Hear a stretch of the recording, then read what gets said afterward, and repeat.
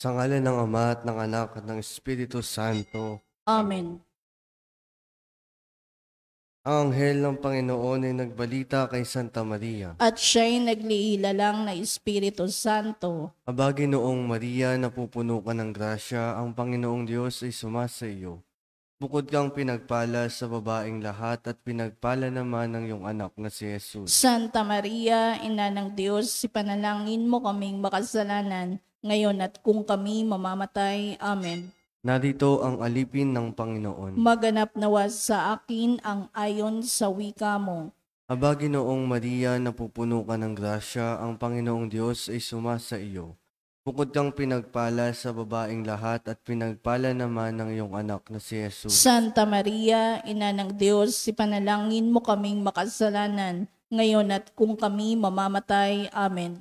At ang salita ay nagkatawang tao. At nakipamuhay sa atin. Aba, Ginoong Maria, napupuno ka ng grasya, ang Panginoong Diyos ay sumasa iyo. Bukod kang pinagpala sa babaeng lahat at pinagpala naman ng iyong anak na si Jesus. Santa Maria, Ina ng Diyos, ipanalangin mo kaming makasalanan, ngayon at kung kami mamamatay. Amen. Ipanalangin mo kami, o Santang Ina ng Diyos, Nang kami maging dapat makinabang sa mga pangako ni Kristo. manalangin tayo. Panginoon naming Diyos, kasihan mo nawa ang aming mga kaluluwa sa iyong mahal na grasya, at yayamang dahilan sa pamamalitan ng anghel ay nakilala namin ang pagkakatawang tao ni Jesucristong anak mo. Pakundangan sa mahal na pasakit at pagkamatay niya sa krus, papakinabangin mo kami ng kanyang pagkabuhay na mag-uli sa kadakilaan sa langit, sa pamamagitan ni Jesucristong aming Panginoon. Amen. Luwalhati sa Ama at sa Anak at sa Espiritu Santo. Kapara nung unang-una, ngayon at magpakailanman, magpas sa walang hanggan. Amen. Sa ngalan ng Ama at ng Anak at ng Espiritu Santo. Amen.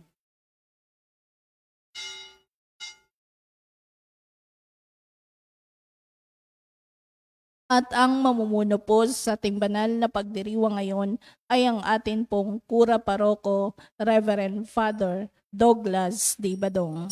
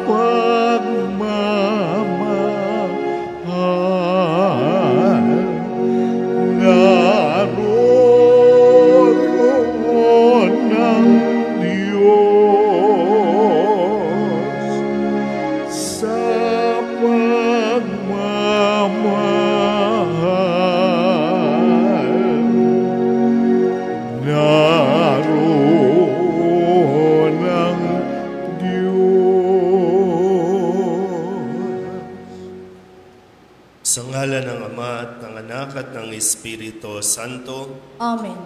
Ang pagpapahala ng ating Panginoong Jesucristo, ang pag-ibig ng Diyos Ama, at ang pagkikipagkaisa ng Espiritu Santo, naway sumainyong lahat. At sumaiyo rin.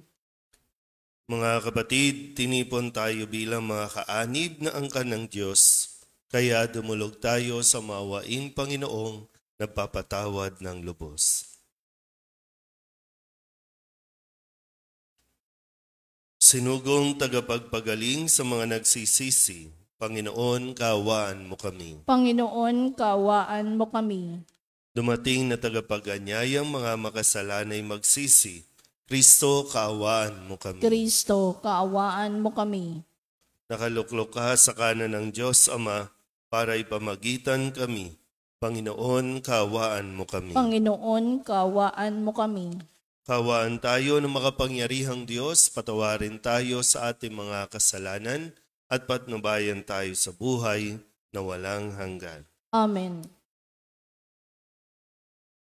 Manalangin tayo. Ama naming makapangyarihan, bilang tugon sa aming ngayoy dumadalangin, itulot mong ikaw ay aming makapiling. Ang pagtitiwala namin sa dakilang pag-ibig mo ay tunghayan mo sa aming ngayoy naririto upang sa pagkaparam ng bahid ng aming mga kasalanan, kami makapamuhay sa iyong kabanalan at maging ganap na tagapagmana ng iyong pangakong buhay sa pamamagitan ni Jesucristo kasama ng Espiritu Santo magpasawalang hanggan. Amen. Umupo ang lahat.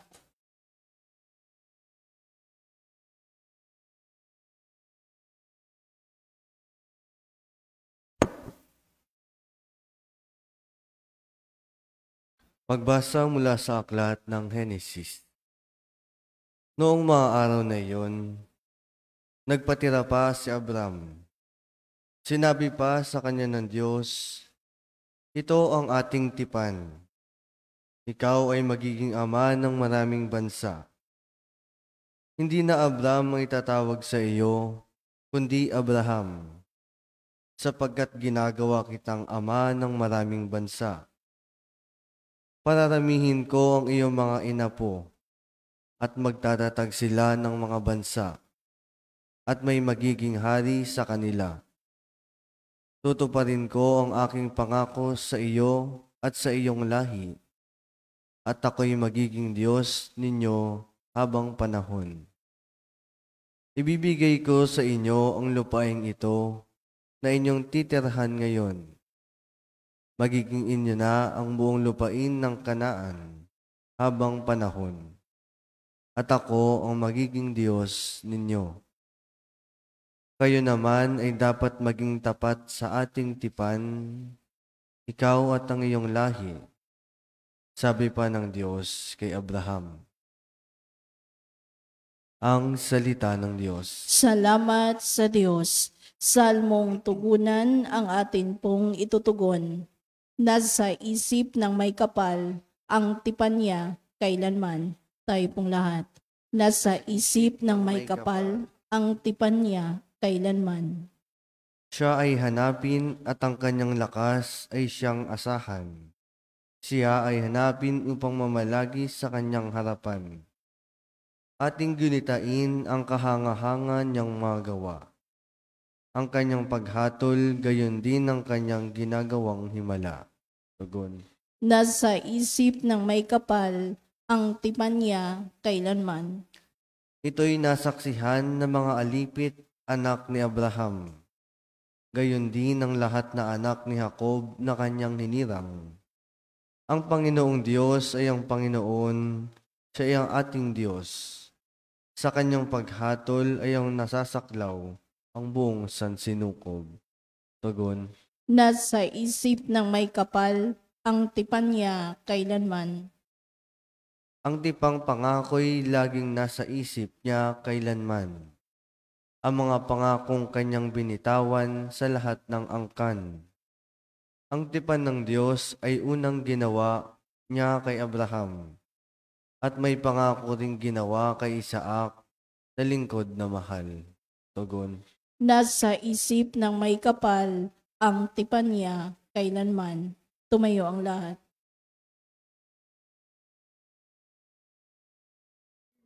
Diringgin, wika mo'y aming susundin, wika mo'y aming tutupdin.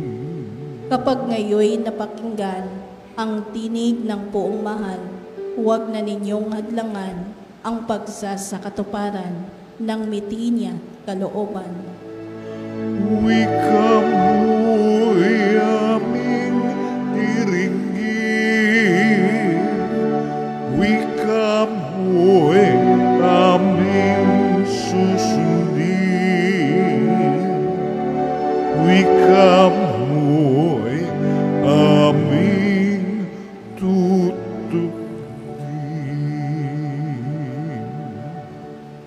Sumainyo ang Panginoon. at sumaiyo rin. Ang mabuting balita ng Panginoon ayon kay San Juan. Papuri sa iyo, Panginoon. Noong panahong iyon, sinabi ni Jesus sa mga Hudyo, "Tandaan ninyo, ang namumuhay ayon sa aking aral, kailanmay di makararanas ng kamatayan." Sinabi ng mga Hudyo, "Ngayoy natitiyak naming inaalihan ka nga ng demonyo. Namatay si Abraham at ang mga propeta, pero sinasabi mong hindi mamamatay kahit kailan ang sinumang namumuhay ayon sa iyong aral. Dakila ka pa ba kaysa aming amang si Abraham? Siya'y namatay, gayon din ang mga propeta. Ano ba ang akala mo sa sarili mo?" Sumagot si Jesus, "Kung ako ang nagpaparangal sa aking sarili, iya'y walang kabuluhan. Ang aking Ama ang nagpaparangal sa akin at sinasabi ninyong siya ang inyong Diyos. Hindi ninyo siya nakikilala, ngunit siya'y nakikilala ko. Kung sabihin kong hindi ko siya nakikilala, ako'y magiging sinungaling na tulad ninyo. Subalit nakikilala ko siya at ginagawa ko ang kanyang sinasabi. Natuwa ang inyong amang si Abraham na mabatid na makikita niya ang araw ng pagparito ko. Nakita nga niya ito at siya'y nagalak. Dahil dito'y sinabi sa kanya ng mga Hudyo, wala ka pang 50 taon at nakita mo si Abraham? Sumagot si Jesus, sinasabi ko sa inyo, bago pa ipinanganak si Abraham, ako'y ako na. Dumampot sila ng bato upang siya'y batuhin. Ngunit nagtago si Jesus at lumabas ng templo. Ang mabuting balita ng Panginoon. Pinupuri ka namin, Panginoong Jesucristo. Isang magandang umaga po sa inyong lahat. Ngayon po ay Huwebes ng ika-5 linggo ng ating 40 araw na paghahanda at papalapit na po ng papalapit at painit din ng painit ang ulo ng mga nakakausap ni Jesus. No, kung kahapon, sinabi ni Jesus na ang katotohanan ang magpapalaya sa atin. At ito'y hindi rin natanggap nitong mga kausap ni Jesus sa mga Hudyo dahil para sa kanila, hindi sila alipin, kundi sila ay malaya. Pero ang pinaparating nga ni Jesus na sila po ay hindi pa malaya hanggat hindi nila tinatanggap ang katotohanan. At ang katotohanan ito ay ang mga ipinapahayag din ni Jesus at mismong si Jesus ang katotohanan. Kaya't ngayon, sinabi muli ni Jesus sa kanyang mga kausap na hanggat hindi tayo namumuhay sa kanyang aral, hindi tayo magkakaroon ng buhay o kailan may di makararanas ng kamatayan. At ito lagi yung pangako ng Panginoon na ipinapahayag ni Jesus na buhay na walang hanggan. Hindi lang basta buhay, kundi buhay na walang hanggan. At dito talagang nagnit-ngit na sa galit itong mga kausap ni Jesus kung kaya't umabot sa punto na sila ay dumampot na ng bato para batuhin si Jesus. Kung maalala niyo po laging kapag mayroong malaking kasalanan na nahuli ang isang tao, pinapatay ito sa pamamagitan ng parusang pagbato ng buong bayan o ng buong komunidad hanggang sa mawala. Pero si Jesus, sabi dito, ay nagtago at lumabas ng templo. Kaya isa po sa mga basihan din natin na bakit tinatakluban natin ang mga imahin sa loob ng simbahan o sa panahong ito dahil nga magtatago na si Jesus. Hindi dahil siya ay naduduwag, hindi dahil siya ay natatakot, kundi sinasabi nga pong hindi pa oras para siya ay dakpin, hindi pa oras para siya ay pahirapan. Darating ang araw at sa mga susunod na araw, kusa niyang ibibigay ang kanyang sarili. Pero tingnan po natin yung atin pong magandang mapagnilayan. Kapag meron bang nagsasabi ng katotohanan sa atin, ano ba ang nagiging reaksyon natin? Mahirap kasi yung pag parang sinasampal tayo ng katotohanan, ipinamumuka sa atin yung katotohanan, minsan ang reaksyon natin ay magkubli, maitago. Kasi ayaw nga natin mabisto, ayaw natin malantad kung ano yung katotohanan sa atin. Kung hindi man tayo nagtatago, kadalasan ay binabalikan natin ito. Yung bang tinatapalan pa natin ng masigit pang kasinungalingan para hindi lang mapalitaw ang katotohanan. Gagamit tayo ng ibang mga pamamaraan, pwedeng paninira sa nagsasabi ng katotohanan o gagawa tayo ng ibang kwento para matabunan kung ano talaga ang totoo.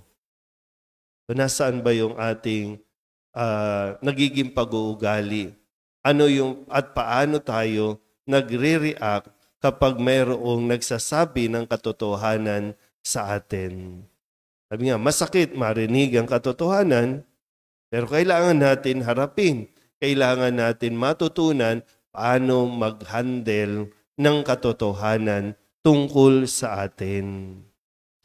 Kasi yun, sabi nga ni Kristo, yun lang talaga ang magpapalaya sa atin. Mahirap kung kikimkimin natin at patuloy nating itatago ang mga tungkol sa mga bagay-bagay sa atin. Damdamin natin, isusuppress natin, hindi tayo talaga magiging malaya dito. At tandaan natin mabuti, ang mga gagawin ni Jesus sa mga susunod pang mga araw ay para sa ating kalayaan, para sa ating kaligtasan. Pero nawa, mas piliin po natin. Gaya ng nasabi ko, masakit man marinig ang katotohanan, pero ito ang dapat nating harapin at tanggapin. Pero sana po katulad ni Kristo, huwag din tayong matakot magsabi ng katotohanan.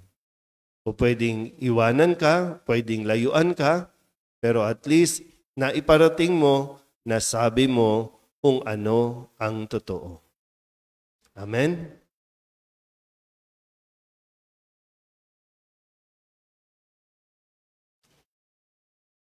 Ilapit natin ang ating mga kahilingan kay Jesus na gumagabay sa atin sa ating pagpupunyagi sa pananampalataya patungo sa Ama.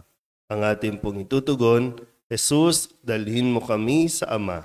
Jesus, dalhin mo kami sa Ama.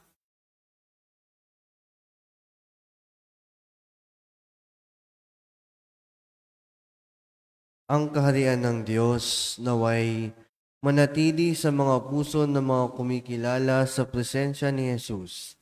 Manalangin tayo sa Panginoon. Jesus, dalhin mo kami sa Ama. Sa pamamagitan ni Jesus, may pagkaloob nawa sa atin ng kakayahang magpunyagi sa pananampalataya, katulad ng ginawa ni Abraham. Manalangin tayo sa Panginoon. Jesus, dalhin mo kami sa Ama. Ang diwa ng ating pananampalataya, naway ganap nating maipadama sa pamamagitan ng pagkilos ni Jesus sa ating mga puso. Manalangin tayo sa Panginoon. Jesus, dalhin mo kami sa Ama. Ang mga may sakit at binabagabag na mga suliranin, naway magpasalamat sa presensya ni Jesus na kanilang kasama sa paglalakbay. Manalangin tayo sa Panginoon. Jesus, dalhin mo kami sa Ama. Ang mga tapat sa Panginoon na namayapa na ay makarating nawa sa kanilang walang hanggang tahanan. Manalangin tayo sa Panginoon. Jesus, dalhin mo kami sa Ama.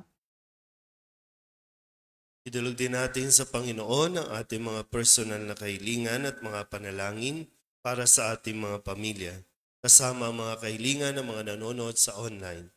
Lahat ng mga misang pasasalamat, espesyal na intensyon, mga agarang paggaling ng mga may sakit, at ang lahat ng mga kaluluwa na inihiling na ipagdasal sa misang ito.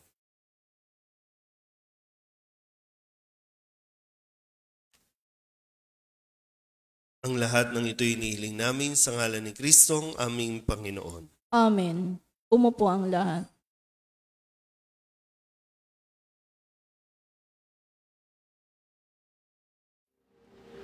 Buksan ng aming puso, turuan mong mag-alala sa bawat pagkukuro, lahat ay makayakan. Buksan ang aming isip, sikatan ng liwanag ng kusang matangkilik, tungkuling nabanaan. Buksan ng aming palad, sarili maialay. Tulungan mong ihanap kami ng bagong malay.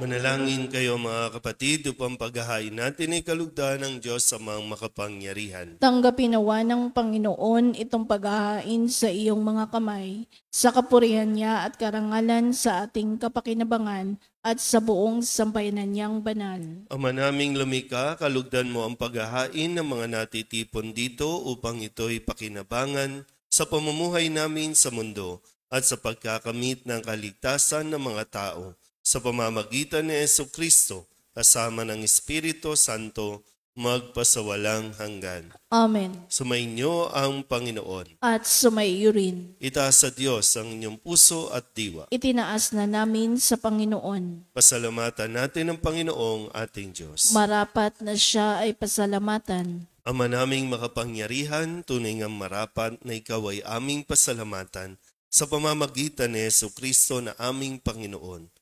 Minarapat mong ang pagtitiis para sa naghihirap ay maging tagapagpahiwatig ng pasasalamat na aming inihahain ngayon sa iyong hapag. Ang iyong anak ay ulirang tagabigay ng pagsasaluhan sa mga nagugutom at mga nauuhaw. Sa pagsunod namin sa giliw mong anak, ang pagkamaawain mo ay aming ginaganap upang ang pag-iimbot ay mapawing lahat sa aming pag-uugali at gawaing binabalak. Kaya kaysa ng mga anghel na nagsisiawit ng papuri sa iyo nang walang humpay sa kalangitan, kami nagbubunyi sa iyong kadakilaan.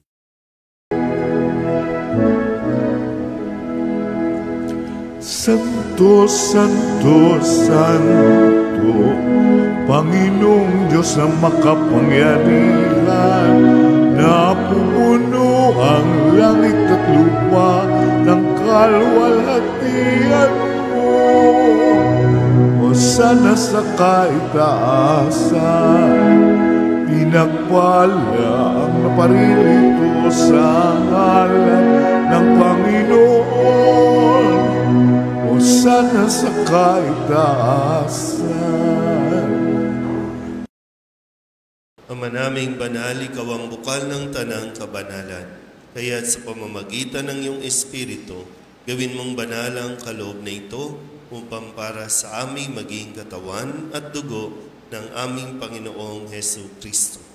Bago niya pinagtiis ang pusang loob na maging handog, hinawakan niya ang tinapay, pinasalamatan kaniya, pinaghati-hati niya iyon, iniabot sa kanyang mga alagad at sinabi,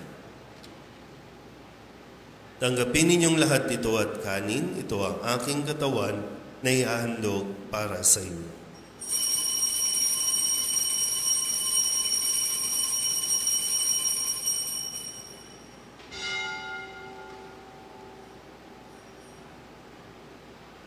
Gayun din naman nang matapos ang hapunan, hinawakan niya ang kalis, muli kaniyang pinasalamatan. Iniabot niya ang kalis sa kanyang mga alagad at sinabi, tanggapin ninyong lahat ito at inumin. Ito ang kalis ng aking dugo, ng bago at walang hanggan tipan.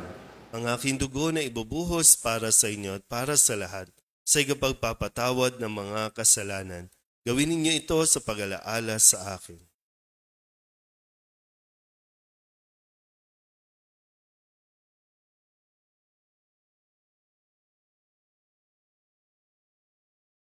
Ipagbunyi natin ang misteryo ng pananampalataya. Si Kristo'y namatay, si Kristo'y nabuhay, si Kristo'y babalik sa wakas ng panahon. Ama, ginagawa namin ngayon ang pag-alaala sa pagkamatay at muling pagkabuhay ng iyong anak, kaya tiniaalay namin sa iyo ang tinapay na nagbibigay buhay at ang kalis na nagkakaloob ng kaligtasan. Kami nagpapasalamat dahil kami iyong minarapat na tumayo sa harap mo para maglingkod sa iyo. Isinasamo namin kami magsasalo-salo sa katawan at dugo ni Kristo ay mabuklod sa pagkakaisa sa pamamagitan ng Espiritu Santo. Ama, lingapin mo ang iyong simbahang laganap sa buong daigdig. Puspusin mo kami sa pag-ibig kay San Francisco na aming Papa at ni Jose na aming obispo at ng tanang kaparian. Alalahanin mo rin ang mga kapatid naming nahinlay na may pag-asang sila'y muling mabubuhay, gayon din ang lahat ng mga pumanaw. Kawaan mo sila at patuloyin sa iyong kaliwanagan. Kawaan mo at pagintapating kaming lahat na makasalo sa iyong buhay na walang wakas.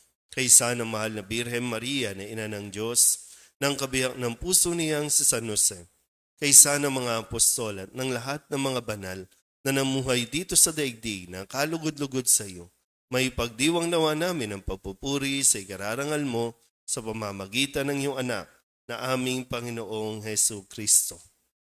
Sa pamamagitan ng Kristo, kasama niya at sa Kanya, ang lahat ng parangal at papuri ay sa iyo, Diyos amang makapangyarihan, kasama ng Espiritu Santo, magpasawalang hanggan.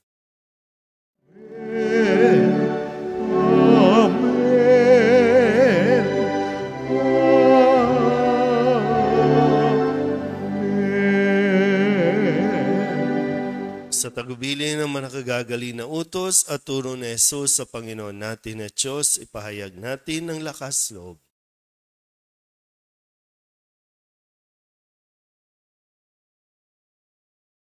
Dies in celis, sanctificetur nomen tuum, adveniat regnum tuum, fiat voluntas tua, sicut in cielo et in terra. Panem nostrum quotidianum da nobis hodie,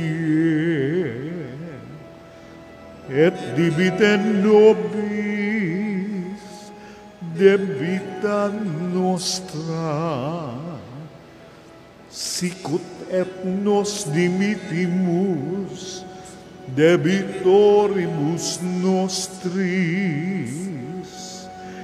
et ne nos inducas in tentationem, sed libera nos a malo.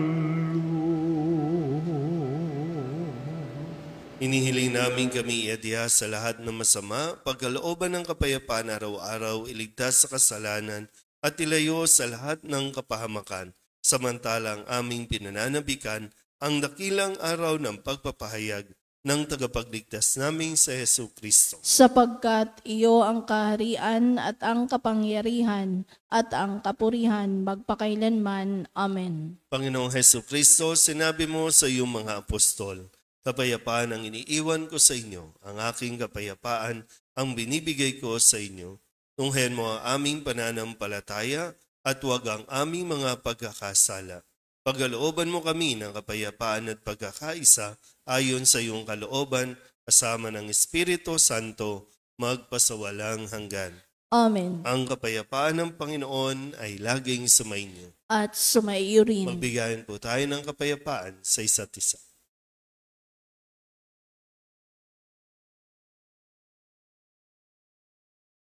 Kordero ng Diyos na nag-aalis ng mga kasalanan ng sanlibutan, maawa ka sa amin. Kordero ng Diyos na nag-aalis ng mga kasalanan ng sanlibutan, maawa ka sa amin. Kordero ng Diyos na nag-aalis ng mga kasalanan ng sanlibutan, ipagkaloob mo sa amin ang kapayapaan.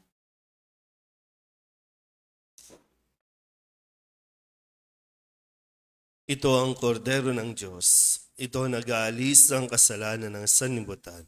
Mapalad ang mga inaanyayahan sa kanyang piging. Panginoon, hindi ako karapat-dapat na papatuloy sa iyo, ngunit sa isang salita mo lamang ay gagaling na ako.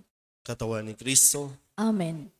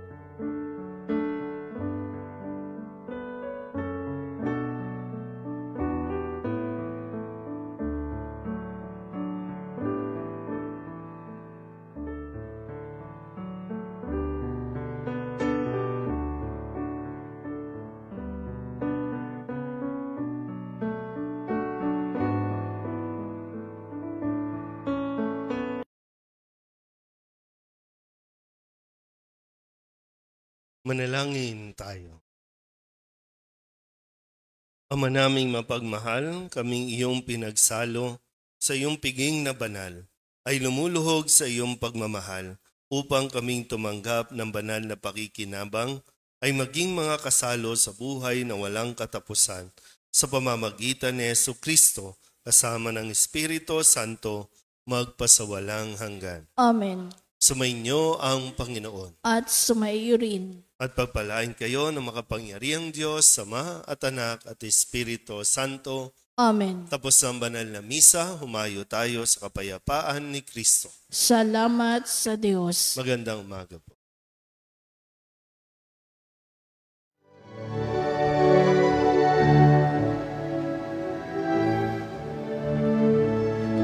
Walang sinuman ang namubuhay para sa sarili lamang. Walang sinuman ang namamatay para sa sarili lamang. Tayong lahat lahat ay may pananagutan sa isa't isa. Tayong lahat ay tinipon ng Diyos na kapiling niya.